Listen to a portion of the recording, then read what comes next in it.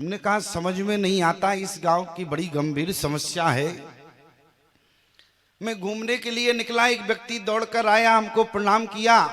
मैं दूर से तो नहीं समझ पाया, लेकिन पास में आया तो प्रणाम किया, तो हमने उसको आशीर्वाद दिया। जब और नजदीक से देखा तो हमारा ही चेला था।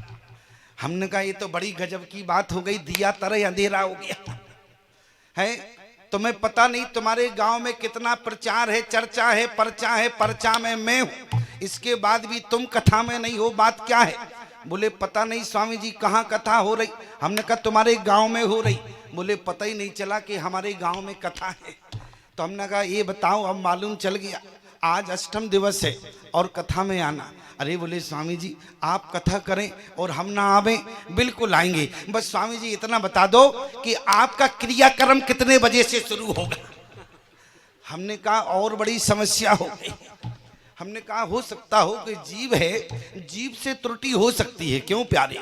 जीव से त्रुटि हो सकती है। अच्छा जीव से त्रुटि क्यों नहीं हो सकती? अगर जीव से त्रुटि ना हो तो जीव भगवान ना हो जाए? क्यों प्यारे? विचार करना, यदि जीव से त्रुटि ना हो तो जीव भगवान हो जाए। हमने कहा हो सकता हो कि जीव से कोई त्रुटि हो गई। हमने कहा भैया जरा क्या कहा, जरा पुनः बोलना। बोले स्वामी जी मैं आपसे पूछ रहा था कि आपका क्रियाक्रम कितने बजे से शुरू होगा। अब हमने कहा ये तो बड़ी समस्या है, कैसी भाषा बोल रहा। हमने कहा भैया तुम अपने साथ में 3 और लेते चले आना, उसी समय क्रियाक्रम हो जाएगा। एक तो तुम स्वयं हो, 3 और आ जाएंगे, हो जाएगा। इसलिए प्यारे, लेकिन चिंता मत करना, आप शांति से बैठना।